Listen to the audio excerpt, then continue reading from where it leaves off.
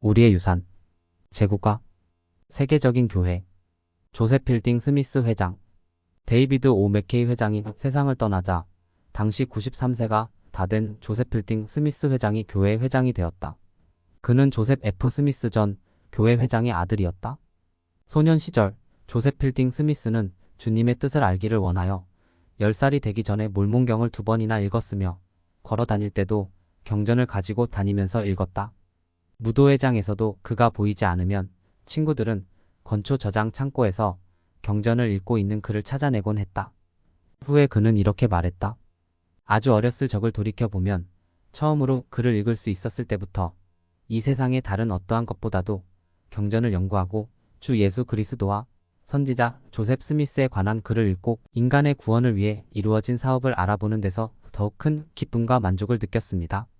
이처럼 어려서부터 연구한 덕분에 경전과 교회 역사에 대한 광범위한 지식을 쌓게 되었으며 이는 그의 말씀과 거의 24권이나 되는 저서와 교리를 주제로 한 수많은 중요한 기사의 토대가 되었다.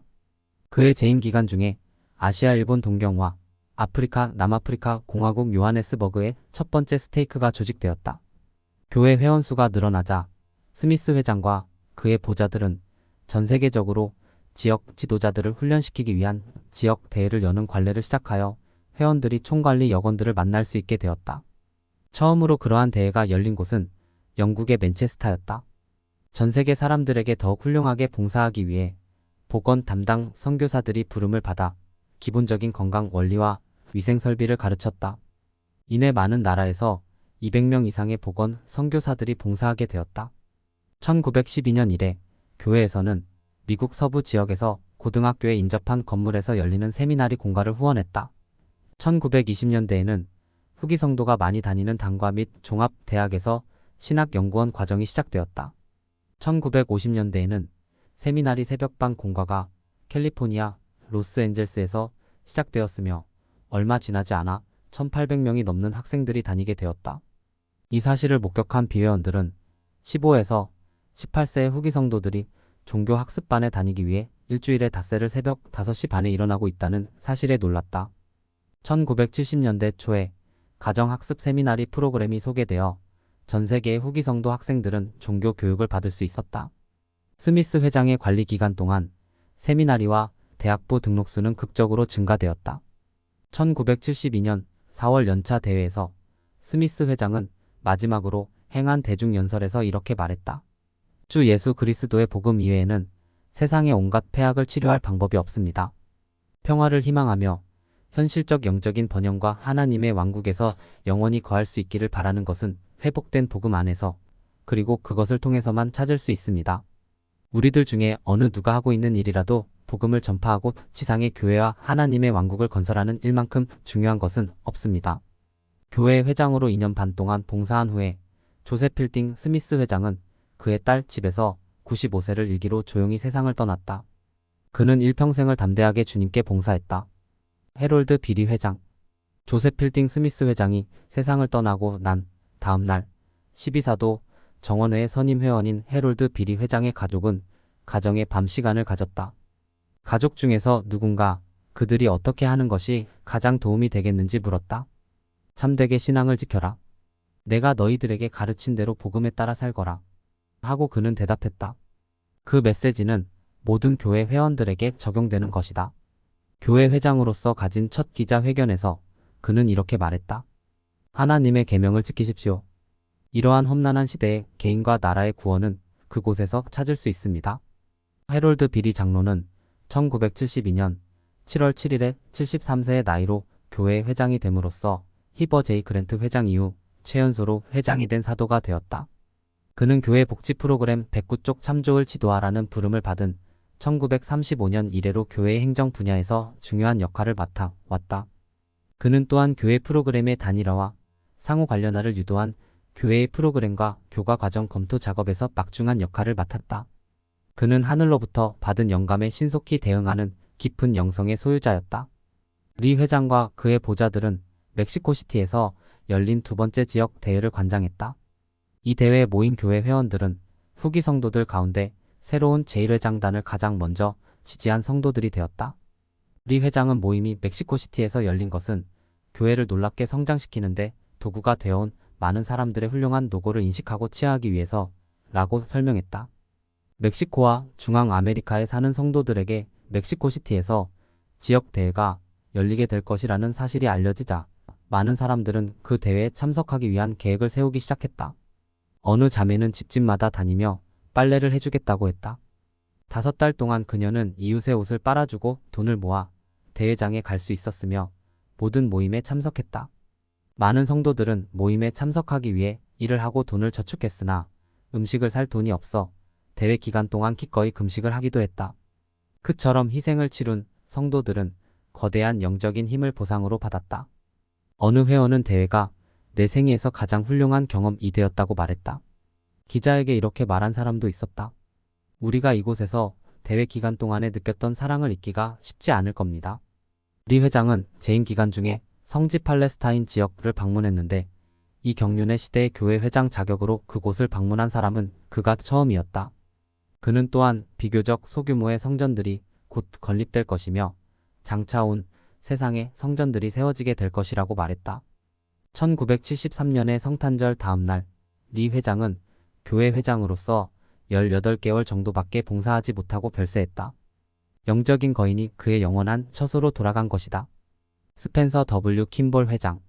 리 회장이 서거한 후에 12사도 선임 회원이었으며 수많은 고통과 고난을 익히 알고 있던 스펜서 W. 킴볼 장로가 교회의 회장으로 취직받았다. 그의 성대는 암으로 인해 대부분이 제거되었기 때문에 나지막하면서도 쉰 음성으로 말을 해야 했다. 그러나 성도들은 그 음성을 좋아했다. 겸손과 헌신, 업무 추진 능력 및 행하라 라는 자신의 슬로건으로 잘 알려진 킴볼 회장은 전력을 다해 임무를 수행했다. 스펜서 W. 킴볼 회장은 회장으로서의 첫 말씀을 교회의 지역 대표들에게 했는데 참석한 모든 이의 가슴에 깊이 각인될 만한 말씀이었다. 그 모임의 한 참석자는 말씀이 시작된 직후의 순간을 이렇게 회상했다. 우리는 영적인 임재하심에 놀랐습니다. 무언가 범상치 않은 강력하고 다른 차원의 것을 듣고 있음을 깨달았습니다. 그것은 마치 그분이 전능자의 목적을 가리운 장막을 거두어 내는 것 같았으며 그분과 더불어 우리에게도 복음의 운명과 성역의 시연을 보게 하는 것 같았습니다. 킴볼 회장은 지도자들에게 교회 회원들이 주님께서 그의 백성들에게 기대하시는 만큼 충실하게 생활해 오지 못했으나 어떤 면에서 우리는 처해진 상황에 만족해하며 자족감을 느껴왔다는 점을 지적한 뒤 바로 그런 때에 지금은 유명한 슬로건이 된 걸음의 폭을 넓히십시오 라는 말씀을 하셨다. 그는 청중들에게 지상의 모든 나라에 복음을 전파하겠다는 결의를 다지도록 권고했다. 그는 또한 각자 자국에서 봉사할 수 있는 선교사들의 수를 대폭 증가시켰다. 에즈라 테프트 벤슨 회장은 설교를 마치면서 참으로 여기 이스라엘의 선지자가 계십니다 라고 선언했다. 킴볼 회장의 적극적인 지도력 하에서 더 많은 회원들이 복음 선교사로 봉사했으며 교회는 온 세상을 향해 함차게 뻗어나갔다. 1977년 8월에 킴볼 회장은 바르샤바로 여행을 하던 중에 폴란드 땅을 헌납하고 주님의 사업이 전진해 나갈 수 있도록 그 백성들을 축복했다. 선교사 훈련원이 브라질과 칠레, 멕시코, 뉴질랜드 및 일본에 세워졌다. 1978년 6월에 그는 전 세계적으로 선교 사업에 크게 힘써야 한다는 하나님의 계시를 발표했다. 오랜 세월 동안 아프리카인의 후예들에게는 신권이 거부되었으나 이제 신권과 성전 축복은 모든 합당한 남성 회원들에게 주어지게 되었다. 이 계시는 전 세계의 모든 충실한 사람들이 오랫동안 바라온 것이었다. 아프리카에서 복음을 받아들인 첫 흑인인 윌리엄 폴 데니얼스는 1913년 초에 교회를 알게 되었다. 그는 유타로 여행하여 조셉 F. 스미스 회장으로부터 특별한 축복을 받았다. 스미스 회장은 충실하게 생활한다면 이 생에서나 다음 생에서 신권을 받게 될 것이라고 그에게 약속한 적이 있었다. 데니얼스 형제는 충실한 교회 회원으로 생활하다가 1936년에 세상을 떠났으며 1978년에 신권에 관한 계시가 있고 난 후 그의 딸이 아버지를 위해 성전 의식을 받았다. 아프리카에서 수많은 사람들이 교회 서적이나 기적적인 체험을 통해 복음이 참되다는 간증을 키워나갔으나 복음의 모든 축복을 누릴 수는 없었다. 1978년 6월 계시가 있기 전 여러 달 동안 킴볼 회장은 그의 보좌들과 12사도들과 아프리카인의 후예들에게 신권의 권능이 거부되는 것에 관해 논의했다. 교회 지도자들은 복음의 온전한 축복이 합당한 교회 회원들에게 부여될 수 없는 세계의 여러 지역의 선교부를 개설하기를 주저하고 있었다. 남아프리카 공화국에서 열린 지역 대회에서 킴볼 회장은 이렇게 말씀했다. 저는 열심히 기도했습니다. 저는 많은 하나님의 자녀들에게 극히 중요한 어떤 문제가 우리 앞에 놓여 있다는 것을 알았습니다. 저는 우리가 주님의 계시를 받기 위해서는 합당해야 하고 그러한 계시를 받을 준비를 갖추고 있어야 하며 계시를 받으면 훌륭하게 실행할 준비가 되어 있어야만 한다는 사실을 알았습니다. 매일같이 저는 혼자서 참으로 순연한 마음으로 성전의 다락방으로 올라가 제 온 영혼을 다하여 그리고 온 힘을 다하여 그 문제를 기도드렸습니다. 저는 주님께서 원하시는 일을 하고자 했습니다. 저는 주님께 그 문제를 말씀드리고 주님, 저는 옳은 일만을 하기를 원하나이다. 하고 말씀드렸습니다. 킴볼 회장은 그의 보좌 및 12사도 정원의 회원들과 함께 성전에서 특별 모임을 갖고 흑인 남자들에게 신권을 부여하는 것에 관해 기탄 없이 의견을 말해줄 것을 요청했다. 그런 다음 그들은 제단 주위에 무릎을 꿇고 킴볼 회장이 소리내어 기도드렸다. 그 자리에 함께했던 브루스 알 맥콩키 장로는 후에 이렇게 말했다. 그때 끊임없는 간구와 깊은 신앙으로 때가 되고 시간이 이르렀으므로 주님은 그 누구도 지금까지 경험해 보지 못한 기이한 방법으로 제1회장단과 12사도에게 성신을 부으셨습니다.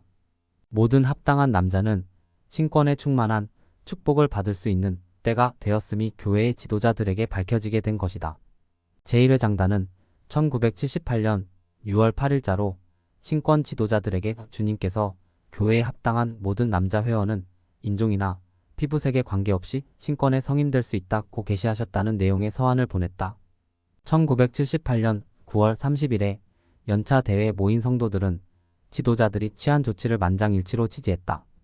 이 서한은 교리와 성약의 선언문 2로 나와 있다. 이러한 발표가 있은 이후로 수많은 아프리카인 후예들이 교회로 들어왔다. 아프리카에서 어느 개종자가 경험한 것은 주님이 이 백성들을 얼마나 축복하시는가를 잘 대변해준다. 대학을 졸업하고 교사로 일하고 있던 그 형제는 첨탑인 듯도 싶고 탑인 듯도 싶은 것이 달린 큰 건물로 하얀 옷을 입은 사람들이 들어가는 꿈을 꾸었다.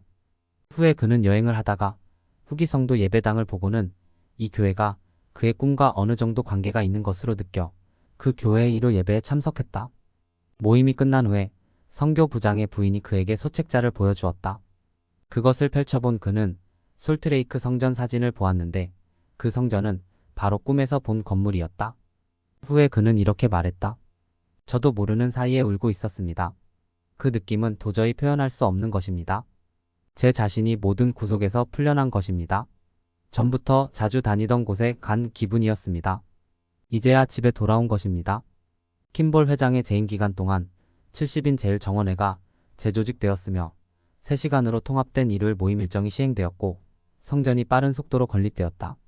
1982년 당시 전 세계적으로 22곳의 성전이 설계 또는 착공 단계에 있었는데 그때까지의 교회 역사상 가장 많은 수였다. 또한 킴볼 회장은 쉴 새 없는 여행 계획을 세워 여러 나라를 순방하며 지역 대회를 개최했다. 이러한 모임에서 그는 자신에게 필요한 것은 돌보지 않은 채 가능한 한 빠짐없이 각 지역의 성도들을 만나 힘을 푹 돋워주고 축복해주는 기회를 가졌다. 많은 나라의 교회 회원들이 성전에서 베풀어지는 성스러운 구원의 의식을 받기를 열망했다. 그 중에는 여러 선교부에서 봉사하고 선교부장으로 일한 바 있는 스웨덴 출신의 한 후기 성도도 있었다. 그는 세상을 떠나면서 그의 재산의 상당 부분을 스웨덴 성전 기금에 헌납했는데 그것은 교회에서 그 나라의 성전에 건립되리라는 것을 발표하기 오래전의 일이었다.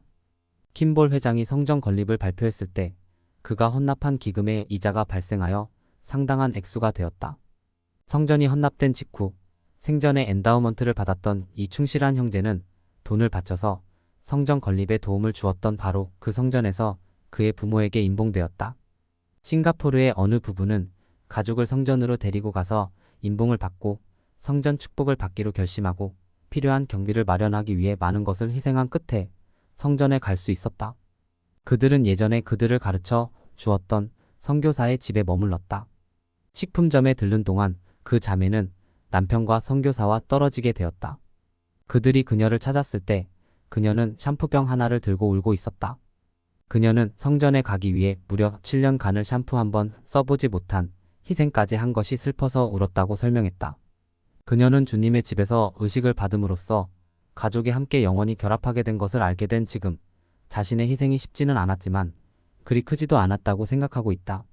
킴볼 회장의 재임 기간 동안인 1979년에도 또 하나의 큰 발전이 있었다. 교회가 새로운 영업한 흠정역 성경을 발행한 것이다. 본문은 변함이 없었으나 성경을 공부할 때 몰몬경과 교리와 성약과 값진 진주를 전후 참조할 수 있도록 각주가 추가되었다. 대형 주제별 색인과 성경 사전이 현대의 경전에 대한 이해를 돕기 위해 추가되었다.